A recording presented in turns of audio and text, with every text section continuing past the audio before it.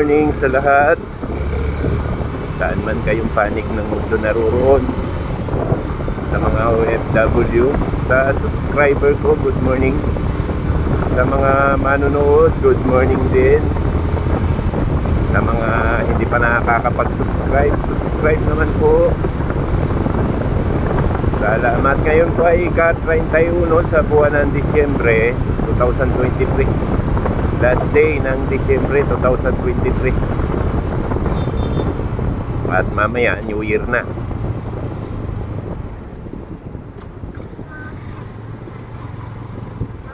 Magpapalit na tayo ng taon. So, yung mga magpapapuktok ay gaya ng sabi ko, ingat-ingat po tayo.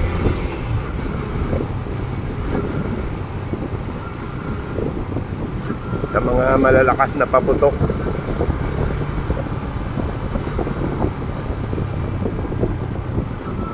Saan po ba kayo magsi-celebrate ng inyong New Year?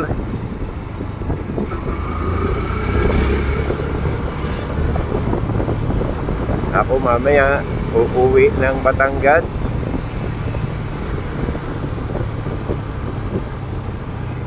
Doon tayo magsi-celebrate ng bagong taon.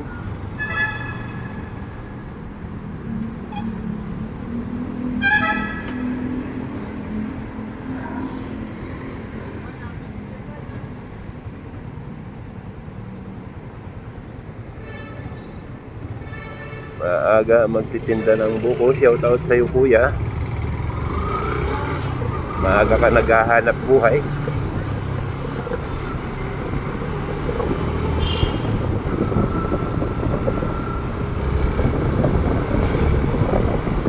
Kahapon mga master, may nasaksihan tayo. Pandurukot ng isang binatilyo. So, may mag-asawa tayong nakita kahapon. Kinukulit niya manghingi, pero yung kamay niya tinatakpan niya ng jacket, binubuksan niya yung bag ng lalaki. So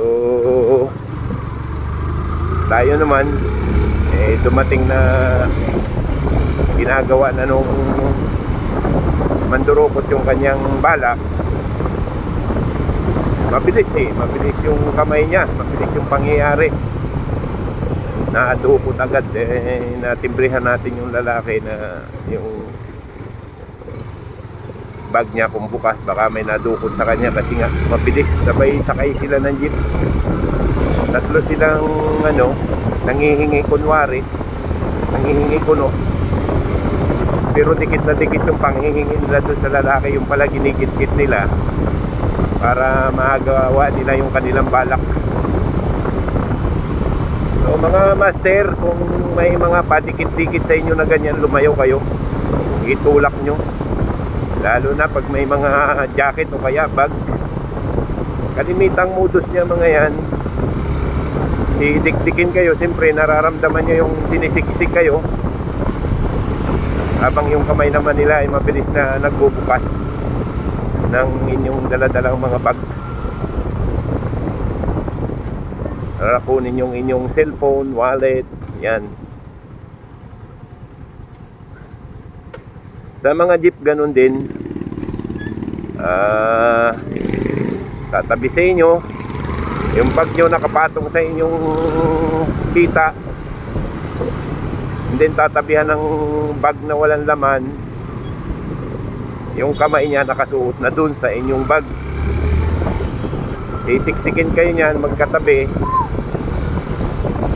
para hindi mo maramdaman yung ginagawa nila. So yun ang modus nila kalimitan.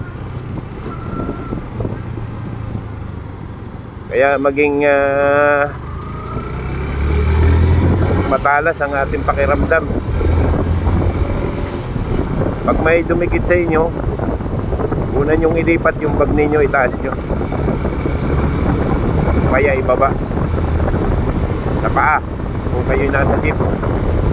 Kung kayo na may naglalakad, itaas nyo sa bandang liig. So tuloy ang lakad.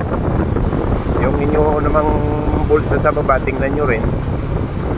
Baka mamaya yun naman ang dinadali. Mga taong hindi lumalaban ng parehas, marami yan. Gusto lang ay magpasasa sa pinaghirapan ng iba. Nakakainit ng dugo yung mga kababayan natin ganyan. Kahit ako, kumukulo ang dugo ko dyan sa mga ganyan. Yung pinaghirapan mo na halos isang kinsenas, iitikwatin lang nila ng ganun-ganun lang.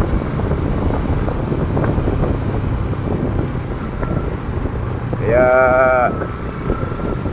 dapat maging mapagmatsyag tayo. Yung mga kasama natin, baka sinisiksik na, dapat ang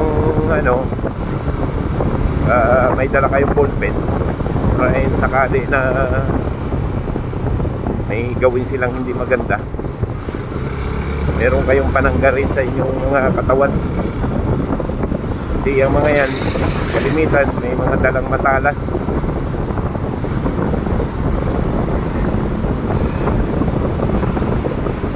Ewan ko lang kung kahapon hinahabol niya yung kasi isinakay siya nung isang rider para habulin yung mandurukot. Hindi na ako nakahabol kasi ang dami na nilang doon kahapon, dalawa. Tinulungan yung lalaki may sakay. Mabilis sila sumakay agad ng jeep, so hinabol sila nung rider kasama yung dinukutan. Saka lagi yung safety yung inyong gamit mga master. Kung kayo man ay may cellphone, ilagay nyo sa pinakailalim para hindi nila madukot ng mabilisan.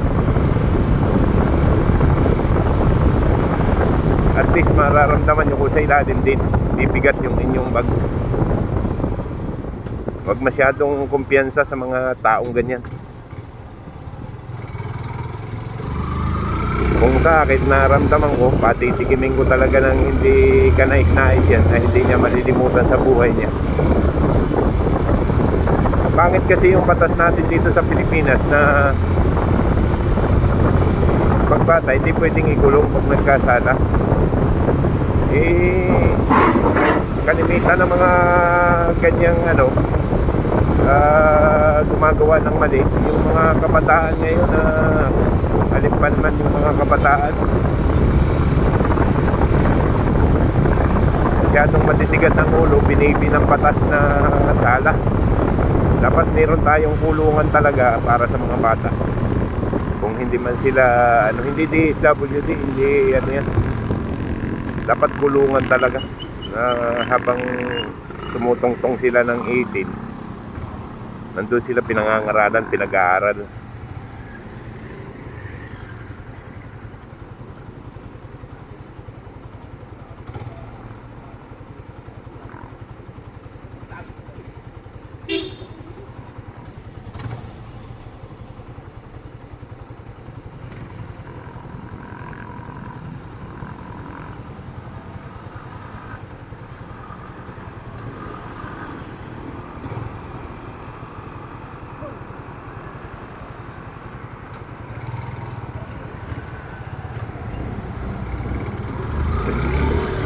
Binibi kasi sila nung batas na kailangan bago sila kulungin 18 years old. Yun ang nagbabago ng ugali nila. Hindi katulad nung panahon una, abay pagbata ka, matatakot ka. Ngayon walang takot sa mga kabataan.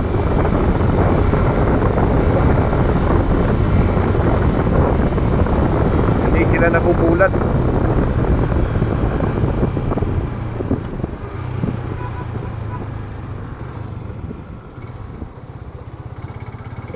Wala silang takot sa batas kasi hindi sila pwedeng kulungin Ngayon kung merong kulungan na para sa mga bata, yung mga gumagawa ng mali, ay siguro magkaroon sila ng takot. Kasi sila pag gumawa ng mali, hindi naman sila makukulong, DSWD lang. Tatakasan lang nila yun. So yun muna mga master ang aking may ipapayo sa inyo ngayong araw na ito. Muli po magandang umaga sa lahat. Sa mga hindi pa po nakakapag-subscribe, please subscribe naman. Good morning, mabuhay.